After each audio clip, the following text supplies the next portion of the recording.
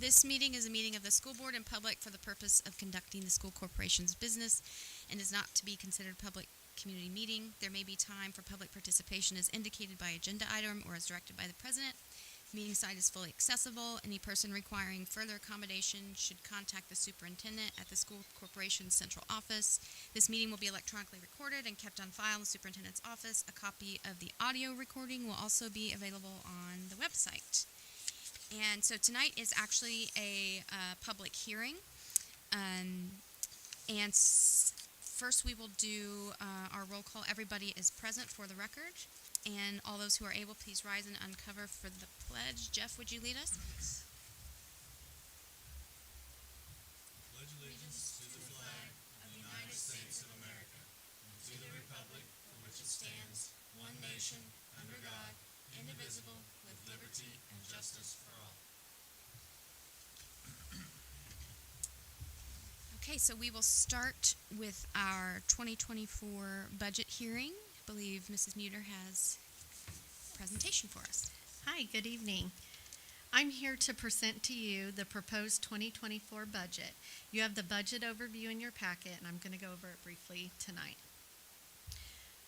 The first slide is a summary of funds. We are proposing a budget of $25.9 million in the education fund, $14,621,632 in the operations fund, $6,182,352 in the debt service fund, $801,604 in the pension debt fund, and then $2.5 million in the rainy day fund. Our state guidelines require us to keep rainy day below 22%, and currently we're at about 18%. The next slide is just a graph, a visual breakdown of the percentages for each fund, so it's just the amounts I just went over. The next few slides that I'm going to go over will summarize the anticipated revenue and expenditure for each fund. These numbers are all estimations right now. We have to wait for the Department of Local Government Finance to approve them. So first up is the education fund. The revenue that we receive from for the education fund comes from tuition support, which is based on student count.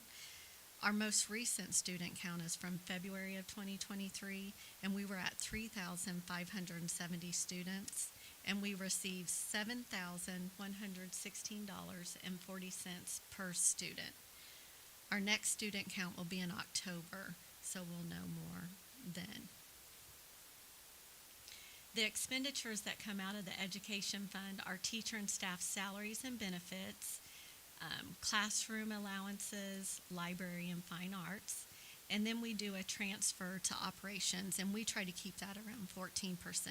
We're allowed to do up to 15%, but we try to keep it in the 14% range.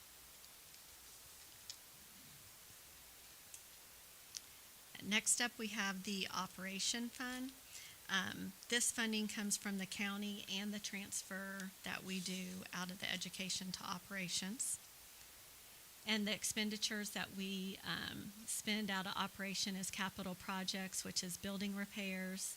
We have bus replacement for the new buses, maintenance of buildings, utilities, non-certified staff salary and benefits, our insurance policy, technology-related items. Next one is our debt service fund, and the revenue comes from county again. Our expenditures in the debt service are our debt payments, which are bonds, leases, and loans that we use for buildings and improvements. We also pay the unreimbursed textbooks, and this is based on free and reduced student books that we did not get refunded. And it's also our interest on our temporary loans. Then we have the pension debt. This is a loan that will be paid off in December of 2025. We receive the revenue from this from the county as well. After I make my December payment of this year, our balance will be $1,602,446. And again, that'll be paid off in December 2025, so we will no longer have that payment. And then finally, we have our rainy day fund. We are asking for approval to spend $2.5 million as emergency if needed. The only time we ever expend out of this fund is if we ask for board approval. And it's usually just done in cases of an emergency. And that's all I have for the budget. Mr. Yancey is going to present capital projects and bus replacement. I had a couple questions.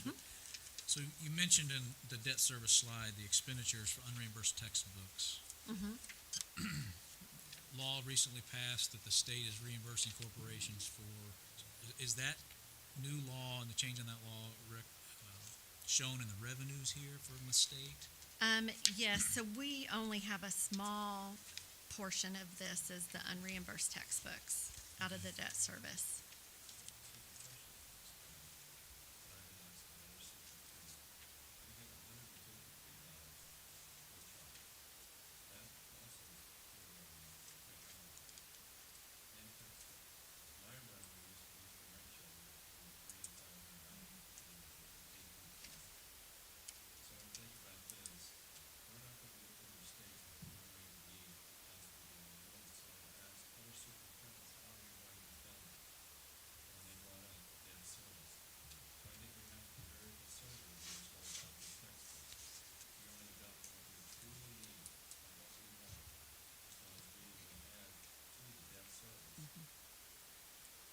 And at this time, we just don't know the amount to add.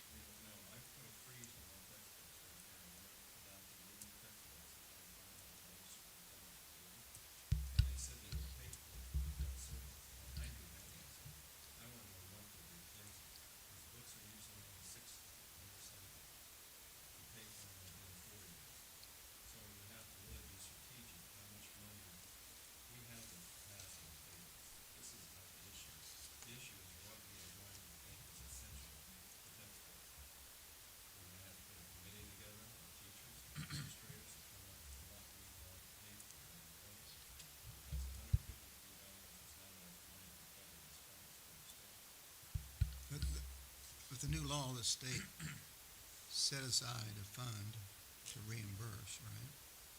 And and the reimbursement will be based on actual cost as long as all the actual costs from all the corporations together are equal to or less than that fund that they set aside. Well, So we would only be prorated if the total budget from the state is above, what's like $6 million Yeah. set aside.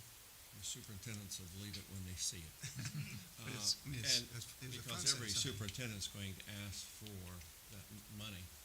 So again, the state probably should ask the schools what was the average cost over a year's time to figure out how much money they should appropriate for that, for all of us. Do we know if it will be revisited by the state? I mean, after this is done for a year and let's say they find out, oh, that's Well, way too low. You have to be in legislation to pass the Right. law, but you would probably know because you were looking into it, weren't you, on Yeah, I mean, it'd be looked at again because it's new and. Right, so it could be amended. Because like if they set aside $6 million and the total from all corporations is $8 million, they'll prorate it, well, that's obviously an impact.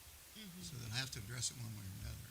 and see. And I don't know what we normally spend on those in a You year. see, we adopted textbooks back years ago, and they're on a 4-year cycle to pay them off, and we still owe 2 years on them. Well, the state, we can apply to the state for those passed, but in my opinion, when I was at the superintendent's conference, it looked like to me the debt service was gonna eat that cost. But I thought it was kinda sad that, the state created this law, they should have figured out how we're gonna pay our debts, because used to, we would send the bill to the parent. Yeah, you would hope that the fund they set aside, Would cover all of that. well, you'd right? hope that they pick the amount based on previous expenditures, but you don't know that. Yeah. I'm sorry. Okay, no, you're fine. It's okay. Thank you. Oh, I'm sorry, Robin. I have another question for you. So the 7,116, that's per student. Do our special ed students get additional on top of that? Yes. Yes. Do we know, will we get, when we have our count day in October, a breakdown of the number of? There's a special ed count in December and Oh, so April. it's at a different time. Okay, Yes. that's helpful to know. So they wouldn't be included in the total count. Not the additional money, no. Yeah. Yeah. Exactly. Let's have it different. Let's have it different You time. also Yeah, have so the- vocational too. Right. So that's what I'm thinking about is each student may bring in and I don't like They talking will. about students as revenue, but they may come with a different amount depending on. You're correct. Okay. And I That- transfer that money monthly. Okay.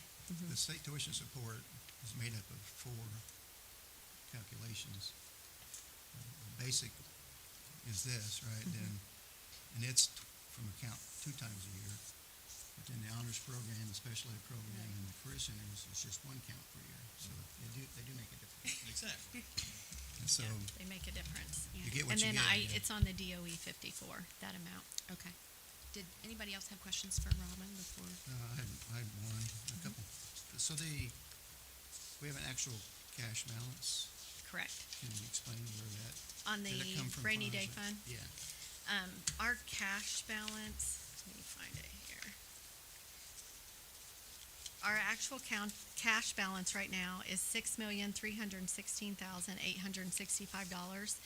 But we don't have that approval to spend. We have to ask approval from the DLGF to spend rainy day.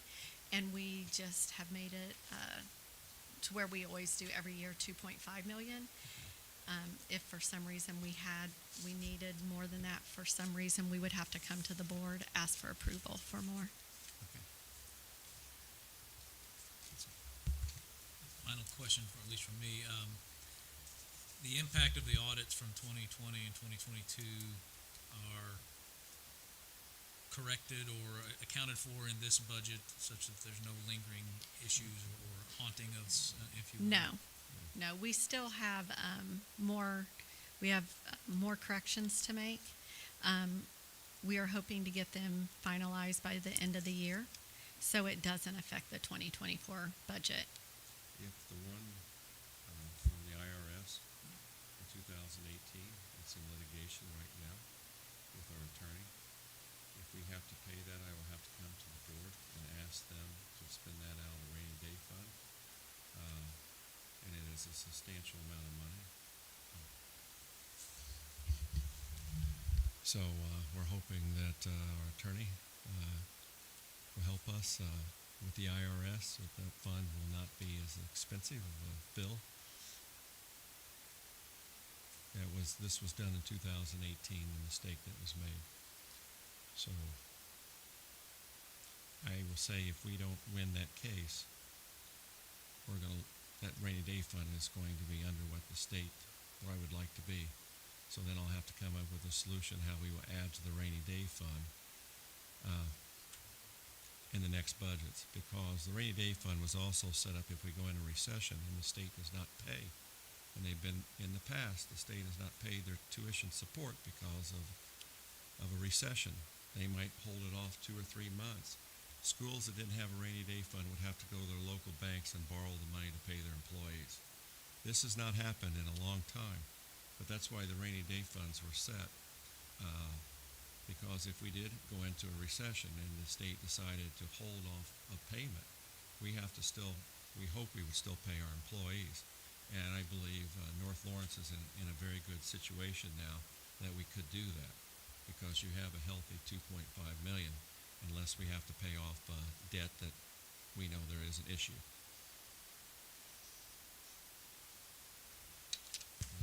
Anything else for Robin? Greg, should we do public comment at the end of all of these? Opportunity for that? Okay. All right, thank you. All right, so now the 2024 capital projects plan.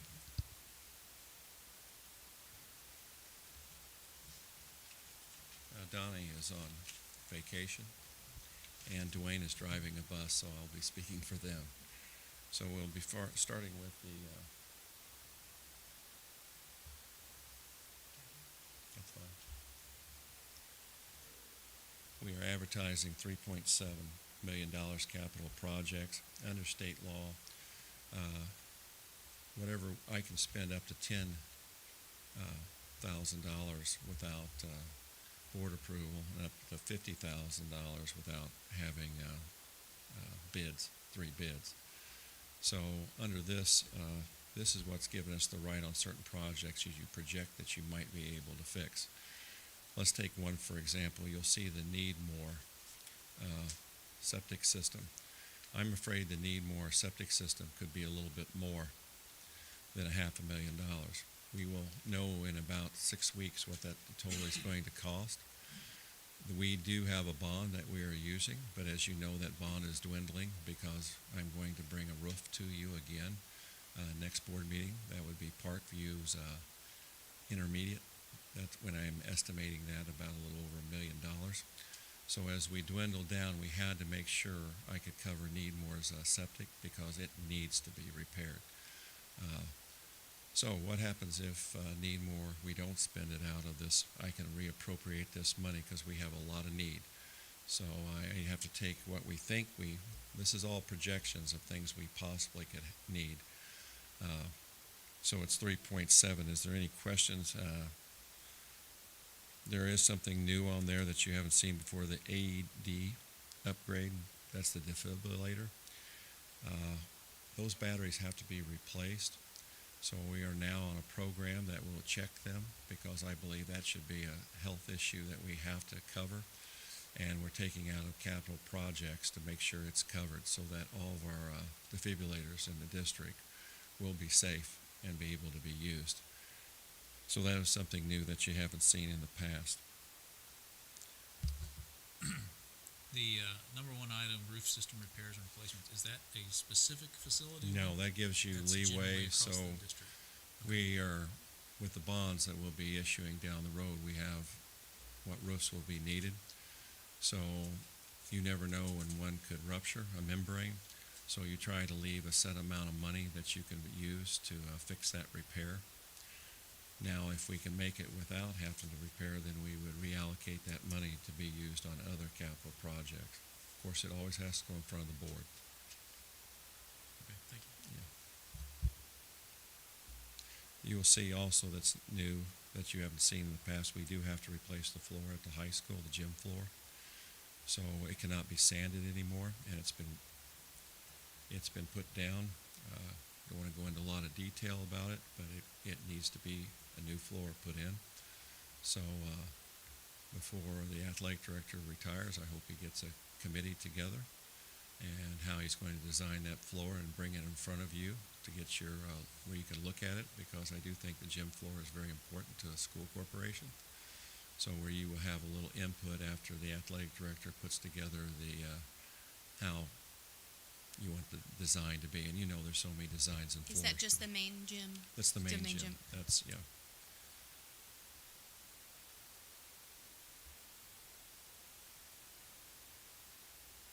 So, any other questions? Anybody have anything else? So I don't see any further playground equipment investments. No, I will be upgrades. using money from existing bonds as we go ahead, so we'll be getting ready to do a couple more as we go through the bonding process. A new bond you're talking Yes. about. So here's another issue that we might as well discuss. I was going to take at least $200,000 from this existing bond and put in a digital screen in the auditorium at the high school. It is needed. But because my technology budget is dwindling, I believe we need to upgrade some more Promethean boards. So I will probably have to divert that money from the bond and buy Promethean boards for this year for the next round of teachers. So that's going to have to be put off a year. And I'm kind of disappointed, but I do believe the classroom probably is more important than getting that screen in the auditorium, but it is needed. The size of auditorium, and as nice as that auditorium is, it is an upgrade that I think would be I think the community would enjoy, and I know the performing arts would enjoy it. But we'll have to take a look and see. As we're talking about, next is going to be the buses. I'll get into about the bonding I wanted to do for the buses, so I'll wait. But it all going to tie together. So, any other questions? And we'll head to the buses. All right. The buses, we're looking at bus replacement by law. We're looking at, under the money that we can spend, and that's $608,000, we can buy 4 buses. This does not get our fleet where it needs to be. I cannot spend any more money on buses through our projects that we do. I have to bond it, and we've talked about that. I showed you the need. I was planning on bonding here in October. I need to wait to January, and that's about $2.2 million to bond for 15 new buses to bring our fleet up to an average fleet. The reason for this, waiting till January, is I kind of rushed the process quicker. As Damien said, there needs to be time because you do have to have hearings to do these bonds. I want to get this stuff moving, and he said it, and Dr. Harmon said it's best to do it in January. So I'll bring it in front of the board for you to consider. So by law, on the bus replacement, I can do, under this budget, I can do 4 new buses. You got to remember, it takes a year to get these buses, so that's why I was in a hurry. But I apologize that I can't move faster.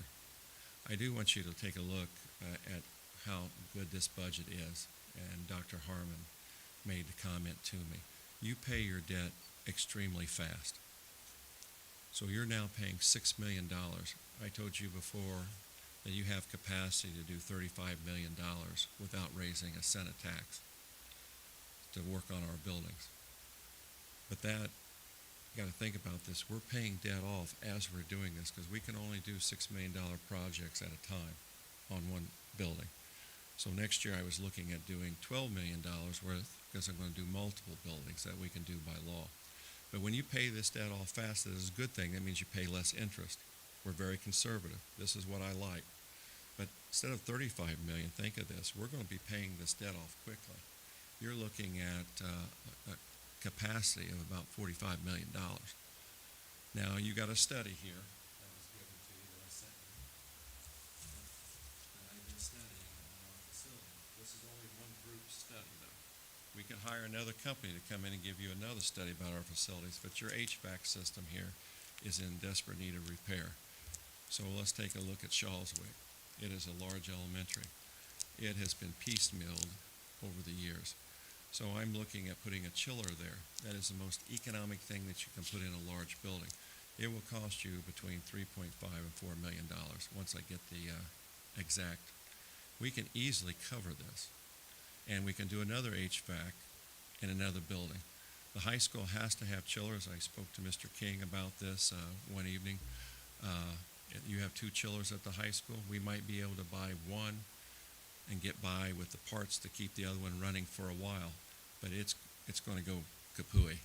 And the sad thing today, and I shouldn't use kapooey, the sad thing today, you don't get out of equipment as you did back 50 years ago. So when you buy, that's not going to last the lifetime of your house. So these buildings get really used. So if you get 20 years out of good HVAC system today, so this is going to be a constant thing we're going to have to work on over the next 10 to 15 years of getting a plan together. We've got a roof plan together. But as I told Adam, HVAC is a little bit different because there is so much need. And we can only do a $6 million project at a time without going on a referendum.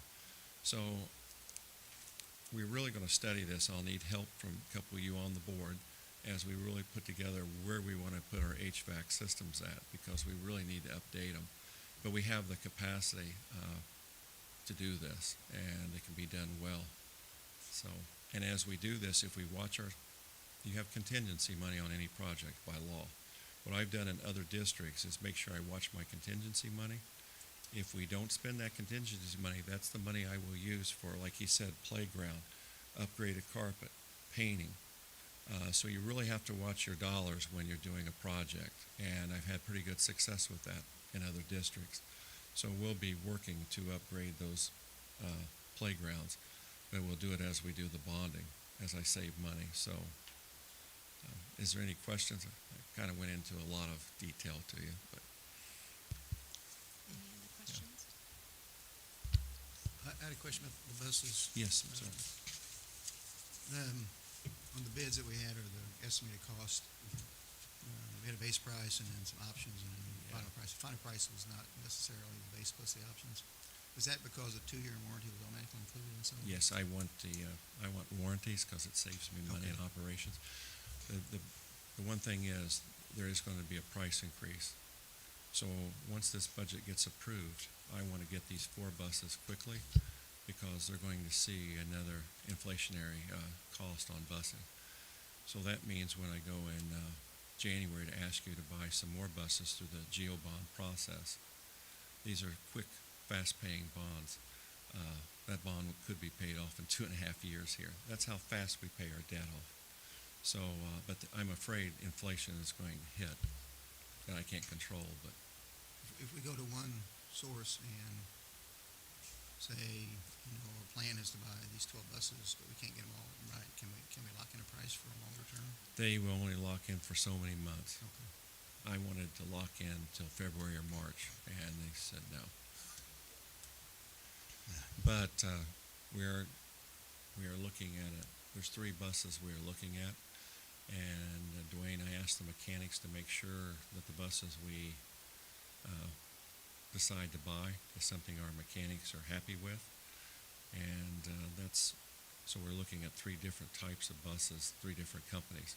So I also asked them just to get their opinion, because maintenance. But if we can extend the warranties, that helps me in the operations. And if I can keep my labor costs down, I won't have to hire another mechanic.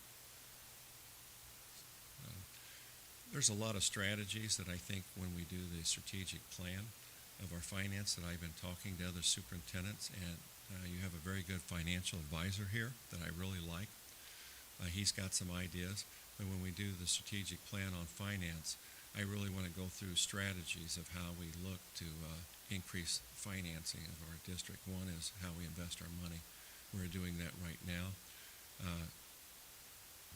The certificate of deposits, called CDs, are up. So Robin has been looking at different banks, and I'm hoping to get a 5.5% rate.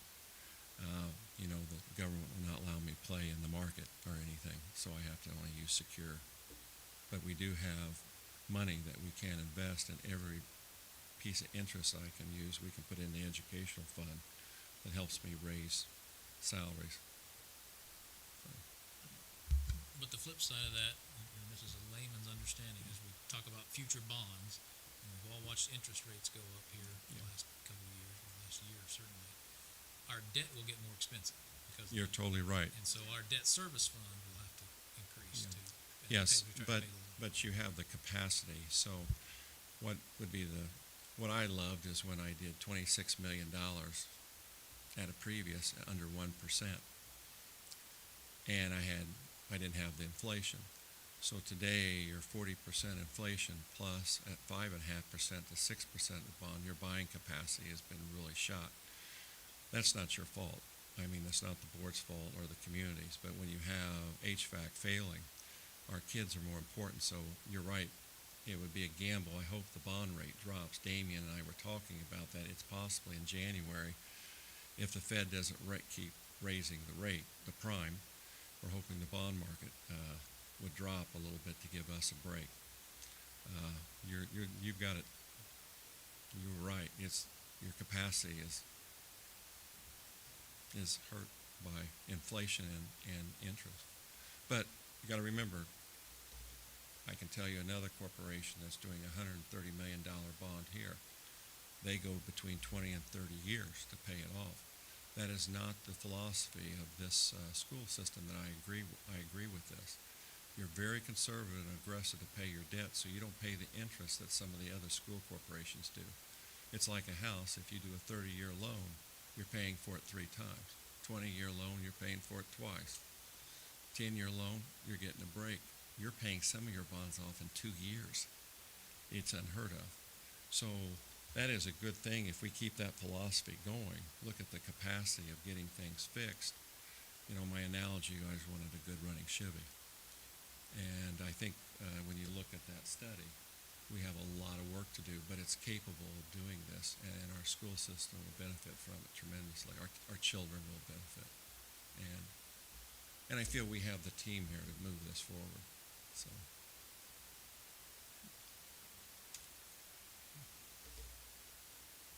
Thank you. Thank you, board. So now would be a time for anyone in our audience to provide public comment on numbers 1 and 2, or 3 also, the bus replacement plan. All 3? For all 3 of the 2024 budget, hearing that you just heard the capital projects plan or bus replacement plan. So is there anyone who would like to provide comment on that? Okay. I'm going to say that's a no. Last chance. Okay, so that brings us to our closing business. I will say that our next meeting is a regular meeting and our budget hearing. So what you just heard proposed will occur on September 21st at 6:30 p.m. is what it says right now. I'm not sure if that time is correct, but if not, we will advertise that. And with that, I would take a motion to adjourn. Mr. Lambert makes the motion. Mr. Parsley seconds. All those in favor of the motion? Aye. Aye. Any opposed?